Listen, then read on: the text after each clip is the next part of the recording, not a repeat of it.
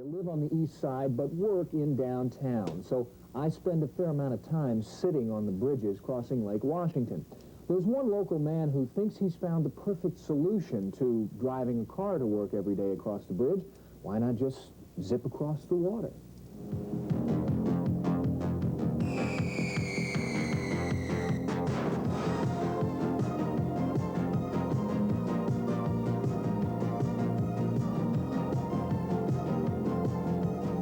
It looks like it might be a funny kind of boat, but it isn't. It's an aircraft. It's a hovercraft. Randy Komko builds 6 and 14 passenger hovercraft in Yelm, Washington. As the name suggests, hovercraft hover about 1.5 feet above either land or water.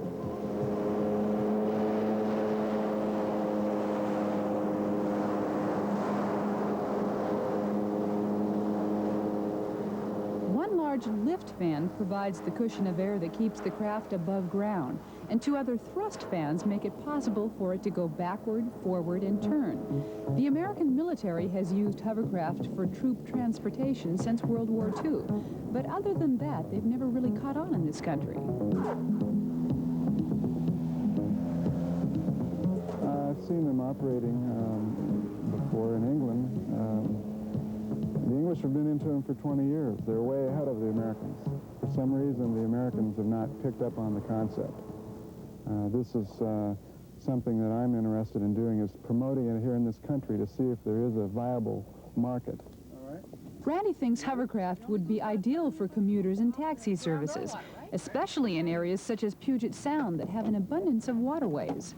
As a taxi service, a marina could possibly have, say, our 14-place model, offer rides into downtown Seattle during the peak rush hour and back around 5 o'clock, taking about 10 to 15 minutes as opposed to an hour, hour and a half on the floating bridge.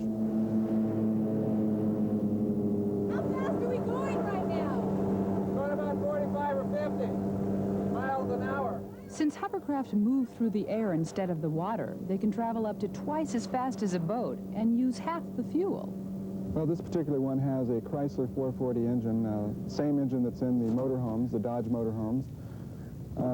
It operates on regular fuel, which you can obtain for around $1.10 these days.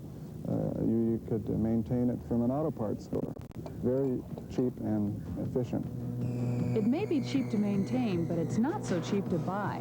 Right now, Randy is selling his 6-passenger model for around $30,000, and he doesn't think that price is going to go down. In fact, he figures it will go up as they become more popular and the demand increases. If you do buy one, though, you don't have to worry about the registration or licenses right away. Because they're so new, there hasn't been too much done about that yet. And are they easy to use? Just ask Randy. The first day I jumped in one, I was operating it, so it's very easy to operate. You're only 1.5 feet off of the ground, so if you get into trouble, you simply shut down your lift fan and you're safe. That's good to know.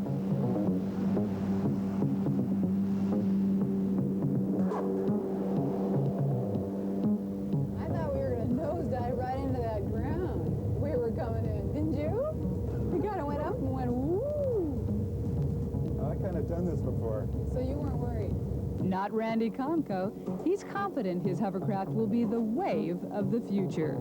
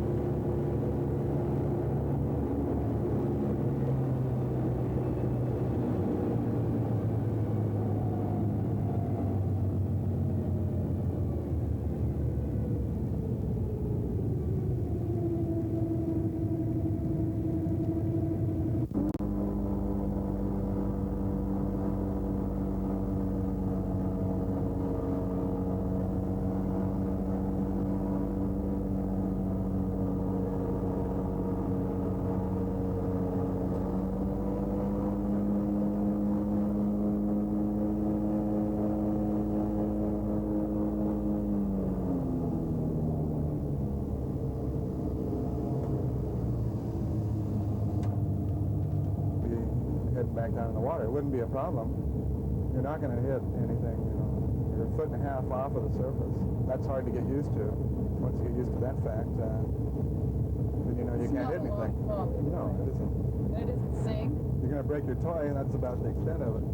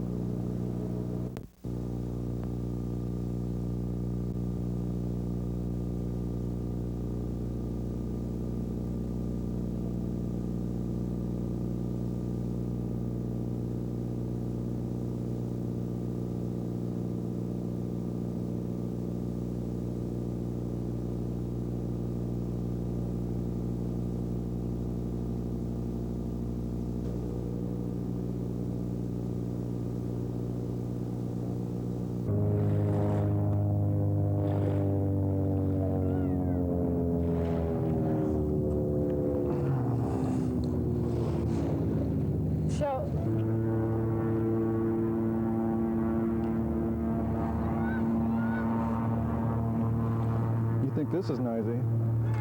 It's really noisy. No, it's not bad inside. It's just outside. That's okay.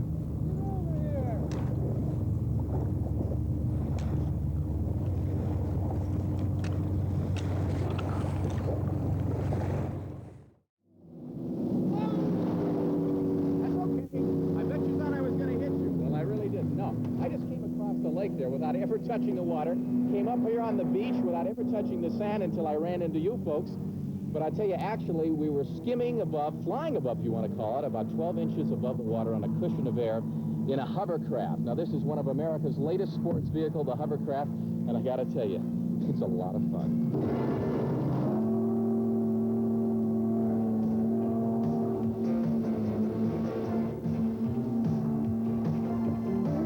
A hovercraft is the only and the most ideal amphibious vehicle because it's moving clear of the land or clear of the surface on a self-generated cushion of air. It can travel on water, mud, land, snow, ice, almost any terrain that you could mention. Ray Kemp is president of Hover Park International and a prime mover on the American hovercraft scene. Hovercrafting is actually a very, very safe sport compared with many of the other exotic type sports. In fact, it's a sport that anybody can get into. It's a sport that a 13 or 14-year-old can get into, or a 60-year-old can get into and thoroughly enjoy. Though the hovering concept would seem better suited to science fiction fantasies, it's been in use ever since the 1950s, when the British developed a vehicle that crossed the English Channel. Hovercraft are now used all over the world as ferries and rescue vehicles, military assault ships, and exploration craft. But the hovercraft Americans are most likely to be seeing in the near future is this one, the sport hovercraft. What makes these work is the engine generates thrust.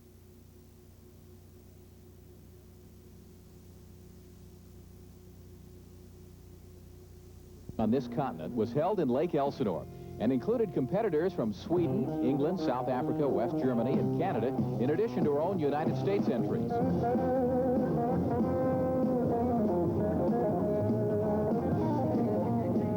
A sports hovercraft can skim across a surface at speeds of up to 80 miles an hour. It's lovely. It's just floating around. That's good. It's nearly like flying.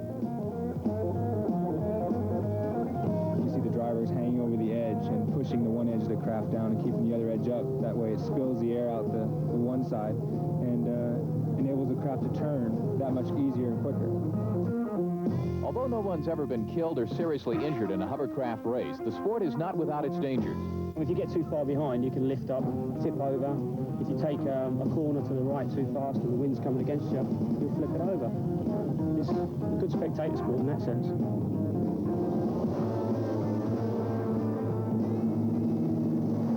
Though they're not well known in the United States, the craft are very popular in Europe and Japan. アメリカのホバークラフト、20台ぐらい集まってて、非常にエキサイティングなレースだと思います。 With all its twists and turns over land, water, and marsh, this course shows off the piloting skills of the racers as much as the speed of their craft. These people believe that hovercrafting will become a major American sport. If you'd like to try flying a hovercraft yourself, you can either build one from a kit or visit Orange County's Lake Elsinore. Hovercraft costs anywhere between $5,000 to $10,000 according to the type of craft that you're getting. We, of course, here at the Hover Park in Lake Elsinore, give lessons. We have craft for sale, and we also have craft for rental. There's one thing I forgot to tell you. On dry land, hovercraft have a tendency to get, well, just a little dirty. But you know what? The dirtier it gets, the more fun it gets.